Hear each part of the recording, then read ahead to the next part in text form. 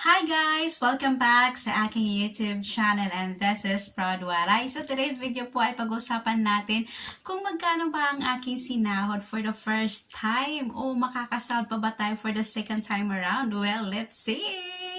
So, if you like this video, just give me a thumbs up and subscribe and don't forget to hit the bell button para kayo updated sa aking mga latest videos. So, tara at pag-usapan po natin and watch till the end.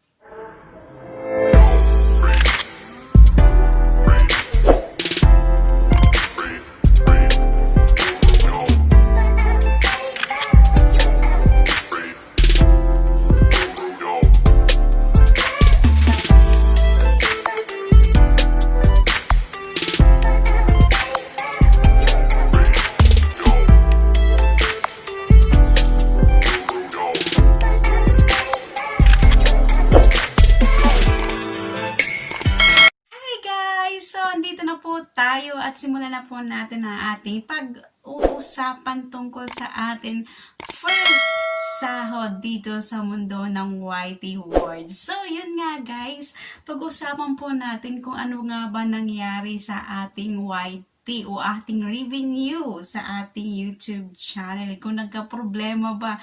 Well, yes. Nagka-problema po ako sa aking transaction sa aking Google ADSENCE o ang aking sahod sa YT World. So, ito po ang nangyari po. First, nag-try po ako.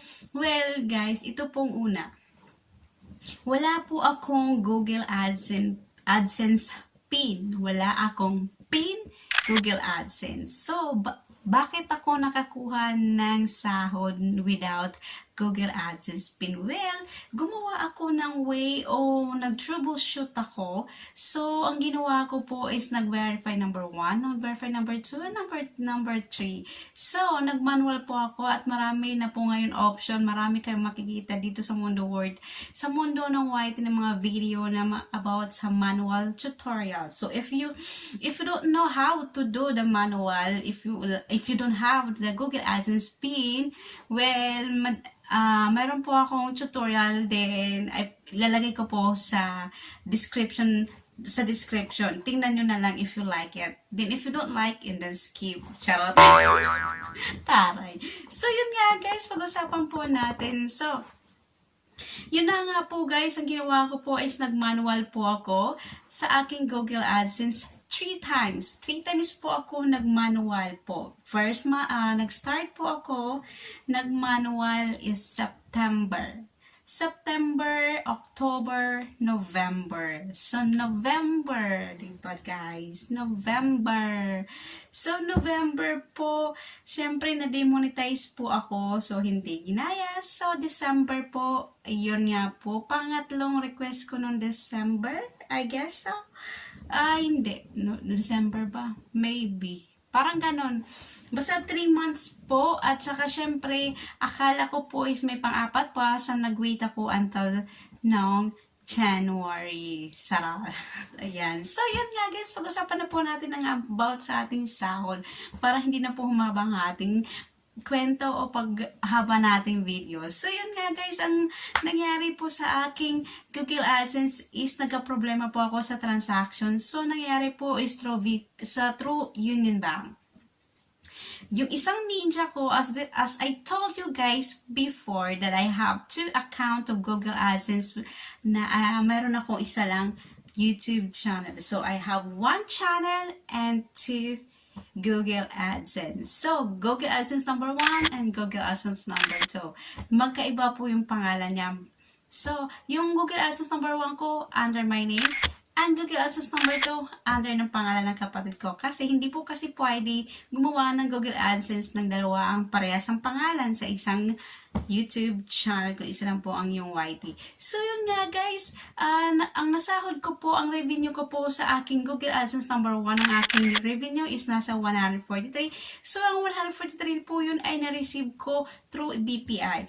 Pero bago po yun, na-receive ko through BPI, napunta po muna ako on first payment method is Union Bank. So, napunta po ako sa Union Bank kasi sa Union Bank ko is walang laman, pero ang BPI ko is may laman para alam ko kung magkano yung pumapasok. So, ang nangyari po is yung payment method ko yung ginawa ko po ay ang aking Union Bank. So, Union Bank ko, nagkaroon po ako ng payment method. Ayun, pumasok na daw yung pera doon. Pero after in 10 days po, nagkaroon po ako ng message na ganito. Bang! Ayan. Kasi makaka-receive ka naman ng first message ng Google AdSense na naibigay nila, na-send na doon yung pera, so you can wait until 5 business days.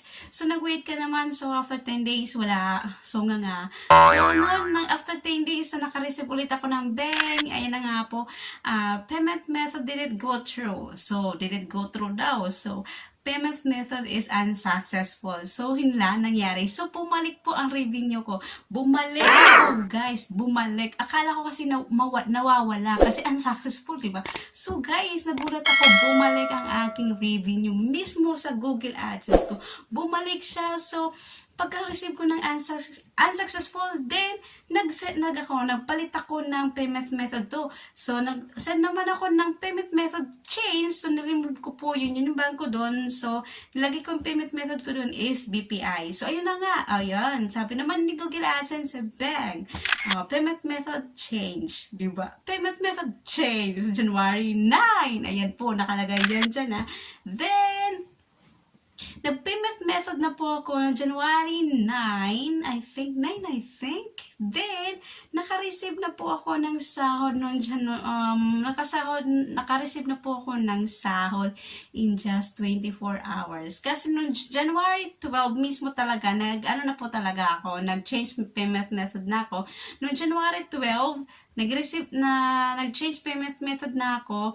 Kasi nga po, nag-unsuccessful po yung aking Google AdSense sa payment method noong January 9. January 9, unsuccessful. Then, noong January 12, nag-change pa ako ng payment method. Then, pagkapalit ko ng payment method ng BPI is I received in just 24 hours. So, yan, pumasok na po ang aking $143.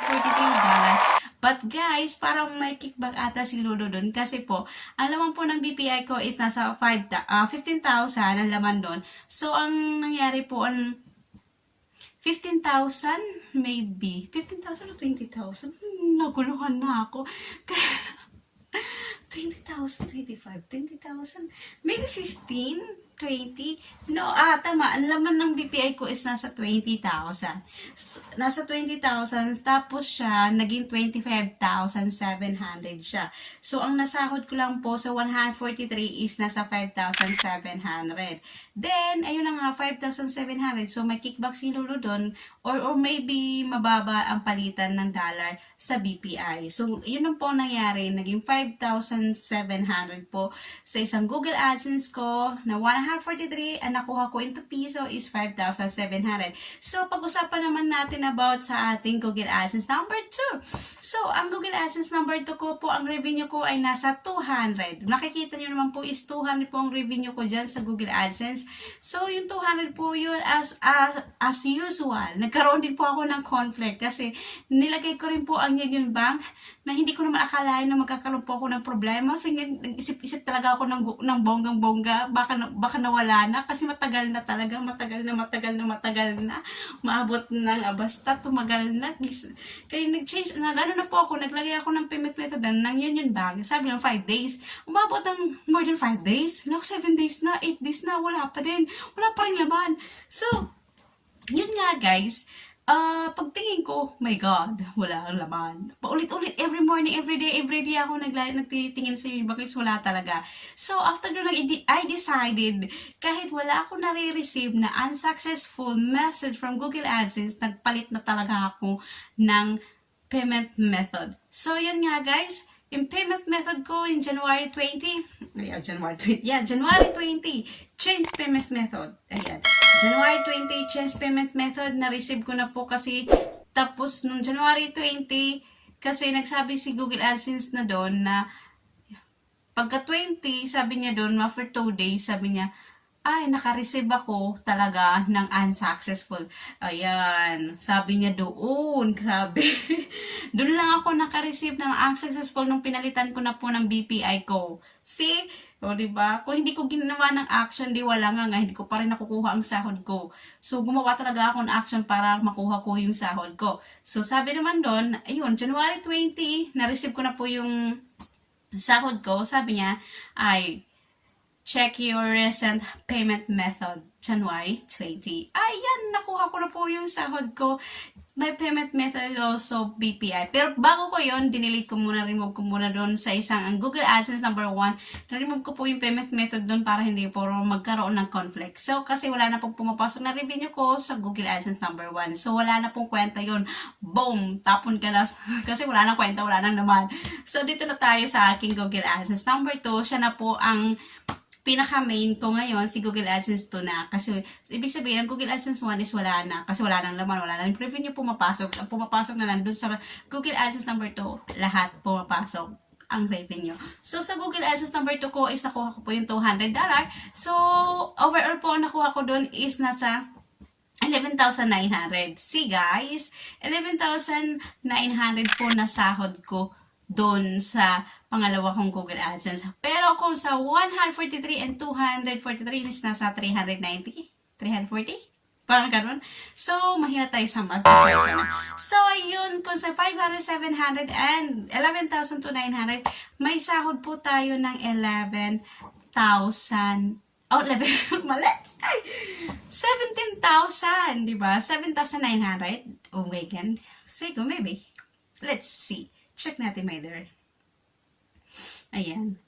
Kasi, bubo talaga tayo. Yun. Ang sinahod po natin overall, total of my sahod sa YT is walang iba kundi. Guys, nakasahod tayo ng 7,600 dito sa loob ng YT words, diba? Ang sarap sa feeling na makakatanggap ka ng sahod after all na dami nangyari sa sahod mo, yung payment method nagkaroon ng conflict, sabi nga your payment method didn't go through, tapos naging unsuccessful, akala mo na wala na yung revenue, nun po pala pag hula, hindi po talaga yan nawawala.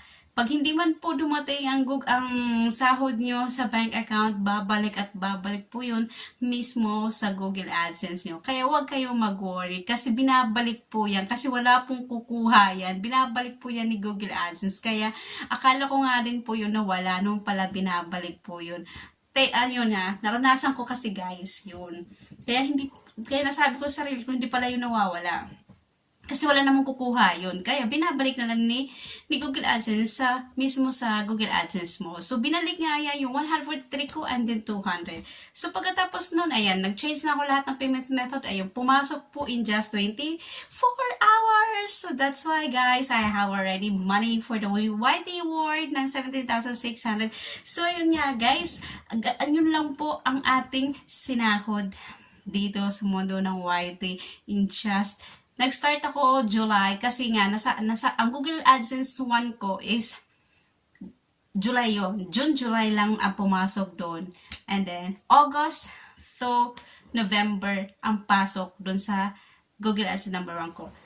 Google AdSense number 1 June to July.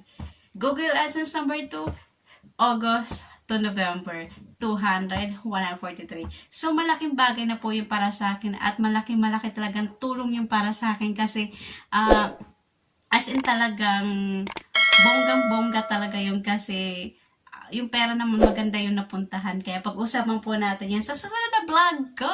So, kung saan ko ba nilagay yung aking 17,600. So, guys, thank you so much sa pagkikinig at sa lahat ng mga nakakasama ko dito sa mundo ng White Room. Maraming salamat po. At maraming salamat at sa Team Premier. You'll always be there to support my YouTube channel sa aking Premier. Maraming salamat you guys. Ano sa ang SM family and all. Lahat ko na po isa-isahin. Maraming salamat sa inyo guys and I salute sa mga taong talaga nagpupuyat dito sa loob ng YT, diba? YT pa more! Ay, bugs pa more! Ayan guys! So, if you like this video, just give me thumbs up and subscribe and don't forget to hit the bell button.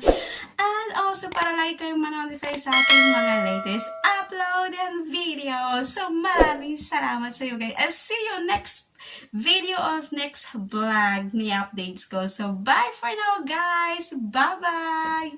Bye-bye.